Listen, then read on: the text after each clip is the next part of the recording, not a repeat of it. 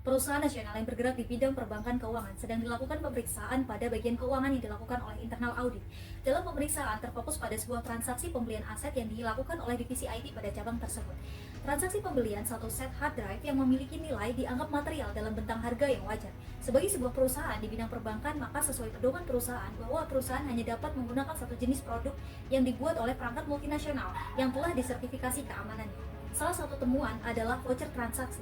Alamat vendor yang mensuplai pembelian perangkat terletak di area residensial sebuah daerah di luar Jakarta. Sedangkan perusahaan perangkat multinasional tersebut merupakan perusahaan yang dimiliki distributor utama di wilayah ibu kota Jakarta Pusat dan tidak memiliki retail di daerah lain. Menurut ICFP, fraud yaitu suatu skema kekeliruan yang disengaja dari kondisi keuangan suatu perusahaan yang dilakukan melalui perbuatan salah saji dan kelalaian dari pengungkapan dalam laporan keuangan untuk menipu pengguna. ICFE membagikan fraud dalam berbagai macam bentuk yang dikenal dengan istilah fraud. Lalu ada metode pelaksanaan. Tahapan-tahapan dalam melakukan proses audit ada beberapa langkah, yaitu yang pertama, pra-perencanaan. Langkah pertama yang harus dilakukan oleh seorang auditor internal adalah mengumpulkan informasi awal. Setelah itu, auditor dapat memulai menggunakan teknik analisis 5W+2H untuk membangun hipotesis awal. Yang kedua, langkah selanjutnya yaitu mengumpulkan informasi tambahan seperti siapa saja pihak-pihak yang terlibat dalam kasus kecurigaan fraud dalam kasus tersebut.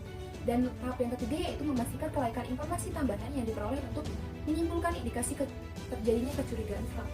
Yang kedua ada perencanaan. Setelah tahap pra-perencanaan, terdapat tahap selanjutnya yaitu jika informasi dan pengumpulan tambahan informasi pada tahap pra-perencanaan dirasa sudah layak dilakukan audit investigasi, maka langkah selanjutnya yaitu menyusun hipotesis menggunakan teknik 5W+2H. Yang kedua yaitu setelah menyusun hipotesis, langkah selanjutnya yaitu menyusun program audit dengan kertas kerja audit. Lalu langkah selanjutnya yaitu menyiapkan kebutuhan sumber daya audit investigatif. Dan langkah terakhir pada tahap perencanaan adalah penerbitan administrasi petugas. Yang ketiga ada tahap pelaksanaan. Setelah melakukan tahap pra-perencanaan dan perencanaan, tahap selanjutnya yaitu tahap pelaksanaan yang terdiri dari memahami bukti audit, pengumpulan bukti audit, dan langkah terakhir dari tahap pelaksanaan ini yaitu menganalisis dan melakukan evaluasi bukti audit. Lalu yang keempat ada tahap pelaporan.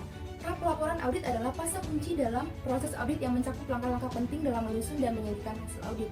Ada beberapa langkah yang harus dilakukan, yaitu yang pertama, dalam tahap ini adalah mengumpulkan dan menganalisis semua bukti audit yang telah dikumpulkan selama proses audit. Selanjutnya, auditor akan mengevaluasi temuan dan membuat kesimpulan tentang kepatuhan entitas, standar akuntansi dan peraturan yang berlaku. Lalu yang ketiga, mereka akan menyusun laporan audit yang mencakup ringkasan temuan, evaluasi kecukupan kontrol internal, dan rekomendasi perbaikan yang diperlukan. Laporan ini biasanya disajikan secara tertulis dan disimpan pada manajemen perusahaan, dewan direksi, pemegang saham, dan pihak otorisasi yang berwenang. Lalu yang terakhir yaitu auditor dapat memberikan penjelasan lebih lanjut tentang hasil audit kepada pihak-pihak yang berkepentingan dan membantu mereka memahami implikasi temuan tersebut. Selanjutnya, teori yang digunakan adalah fraud-hexagon theory. Teori terbaru muncul pada tahun 2019 yang dikembangkan oleh Georgios Pausanias yang dinamakan fraud-hexagon. Menurut Pausanias, 2019 terdapat 6 faktor yang mempengaruhi kecurangan, yaitu tekanan, kesempatan, rasionalisasi, kemampuan, arogansi, dan korupsi. Fraud-hexagon ini dinamakan juga ST-Corp model. Berdasarkan kasus yang disajikan, kami menemukan indikasi adanya kecurigaan fraud. Berdasarkan skema fraud trade, terdapat beberapa potensi isu yang perlu dipertimbangkan dalam pemeriksaan internal terhadap transaksi pembelian aset oleh divisi IT perusahaan nasional di bidang perbankan. Yang pertama, kepatuhan terhadap pedoman perusahaan. Jika pedoman perusahaan menyatakan bahwa hanya boleh menggunakan satu jenis produk dari perusahaan tertentu yang telah disertifikasi keamanannya, maka transaksi pembelian tersebut perlu dievaluasi apakah sesuai dengan kebijakan tersebut.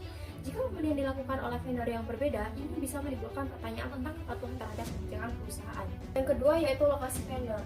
Faktor lokasi vendor yang terletak pada daerah residensial di luar Jakarta, sedangkan perusahaan perangkat multinasional yang disertifikasi berlokasi di wilayah Jakarta Pusat, juga merupakan hal yang patut dipertimbangkan.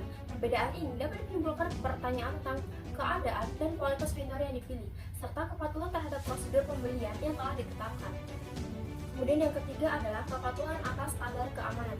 Jika perusahaan perangkat multinasional telah disertifikasi keamanannya, ini mengindikasikan bahwa keamanan produk tersebut telah diuji dan diverifikasi. Jika perusahaan memilih untuk membeli perangkat dari vendor lain, bisa jadi ada kekhawatiran tentang keamanan dan kepatuhan terhadap standar yang telah ditetapkan. Kemudian yang keempat, transparansi dan keterbukaan. Penting untuk memastikan bahwa seluruh informasi terkait transaksi termasuk alamat vendor disampaikan secara transparan dan jelas. Untuk membuktikan kecurigaan tersebut, auditor menggunakan teknik analisis 5W+2H yaitu what, who, when, where, how, dan how much. Yang pertama yaitu what. Kecurangan apa yang telah terjadi? Berdasarkan kasus yang telah disajikan, auditor menemukan adanya indikasi kecurangan terhadap pembelian hard drive yang dilakukan oleh divisi IT pada proses transaksi pembelian aset. Dalam proses tersebut, ditemukan ditemukan ketidakwajaran karena alamat vendor yang mensuplai pembelian perangkat tersebut terletak di area luar Jakarta. Sedangkan perusahaan multinasional diketahui hanya memiliki distributor utama di Jakarta Pusat dan tidak memiliki distributor eceran. Dalam kasus tersebut, divisi IT diduga melanggar SOP perusahaan yang ada, dikarenakan untuk pengadaan aset sendiri merupakan tugas dari divisi pengadaan aset. Pada dasarnya, setiap divisi mempunyai tugasnya masing-masing, dan untuk pembelian aset harus melalui beberapa tahapan otorisasi dari bagian keuangan maupun kepala cabang. Yang kedua, yaitu siapa saja pihak yang terlibat dalam kasus tersebut. Ada beberapa pihak yang memiliki hubungan atas terjadinya kecurigaan fraud. Beberapa pihak tersebut merupakan pihak internal dan eksternal perusahaan. Adapun pihak-pihak yang terlibat adalah sebagai berikut. Yang pertama ada pihak internal, yaitu ada divisi IT, ada divisi pengadaan barang, divisi keuangan, dan kepala cabang. Kemudian yang kedua adalah pihak eksternal, yaitu ada vendor multinasional dan vendor luar Jakarta. Yang ketiga yaitu when. Kapan fraud tersebut terjadi? Fraud ini direncanakan oleh beberapa orang sebelum pembelian aset itu terjadi, mulai dari perencanaan pengadaan hard drive, pengajuan pembelian aset ke pihak keuangan, dan pada tahap persetujuan pembelian aset oleh kepala cabang. Terjadinya fraud juga diasumsikan adanya kerjasama antara pihak IT dengan vendor luar Jakarta untuk memanipulasi harga hard drive di dalam proses transaksi. Yang keempat yaitu W, di mana kecurigaan fraud tersebut terjadi. Fraud diduga terjadi di kantor cabang perbankan dan di alamat vendor luar Jakarta. Dikarenakan informasi dari vendor, pembelian hard drive dilakukan di luar Jakarta, sedangkan perusahaan multinasional yang telah disertifikasi keamanannya terletak di wilayah ibu kota Jakarta Pusat. Yang kelima yaitu Y, bagaimana fraud tersebut bisa terjadi. Untuk menganalisis mengapa fraud bisa terjadi, kami menggunakan fraud hexagon teori, yaitu yang pertama adanya tekanan atau pressure. Adanya tekanan dari pimpinan cabang untuk mencapai tujuan tertentu dapat menciptakan tekanan yang kuat bagi divisi IT untuk bertindak dengan tidak jujur, sehingga menyebabkan divisi IT melakukan pembelian aset di luar perusahaan multinasional yang sudah diverifikasi keamanannya. Yang kedua yaitu adanya kesempatan atau opportunity. Kesempatan yang ada memungkinkan kecurangan terjadi karena pengendalian internal perusahaan yang lemah, pengawasan yang kurang, dan penyalahgunaan wewenang. Dalam kasus yang ada, fraud ini terjadi karena pada saat perencanaan pengadaan barang kurangnya pengawasan dalam memastikan alamat serta tempat pembelian aset, kurangnya pengawasan pada saat persetujuan, dan pada saat pembayaran aset menyebabkan fraud ini terjadi. Yang ketiga yaitu rasionalisasi atau rationalization. Sikap seseorang yang meyakinkan diri sendiri bahwa tindakan yang telah dilakukan oleh divisi IT adalah sah atau diterima, dan mereka yakin bahwa mereka memiliki alasan yang valid untuk melakukan tindakan atau kecurangan tersebut. Kemudian yang keempat adanya kemampuan atau capability. Kecurangan tidak mungkin terjadi tanpa orang yang memiliki kemampuan untuk melakukan kecurangan tersebut. Divisi IT memiliki kemampuan khusus dalam bidang teknologi sehingga keahlian tersebut dapat dimanfaatkan untuk memanipulasi sistem atau proses transaksi pembelian aset secara tidak wajar dan tidak terdeteksi di sistem. Selanjutnya yaitu how, bagaimana fraud tersebut bisa terjadi. Fraud terjadi diasumsikan dikarenakan adanya hubungan baik antara kepala cabang dengan vendor luar Jakarta. Vendor tersebut menawarkan harga yang lebih murah dibandingkan dengan vendor multinasional. Hal itu menyebabkan terjadi kesepakatan yang saling menguntungkan antara kedua belah pihak dengan memanipulasi voucher agar sesuai dengan standar harga vendor multinasional.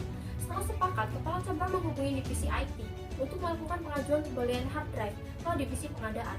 Dikarenakan SOP perusahaan yang kurang ketat serta kurang dipatuhi dan tidak ada sanksi yang membuat takut untuk melakukan kesalahan, sehingga pada saat divisi IT melakukan pengajuan kepada divisi pengadaan, akan tetapi yang melakukan pembelian adalah divisi IT.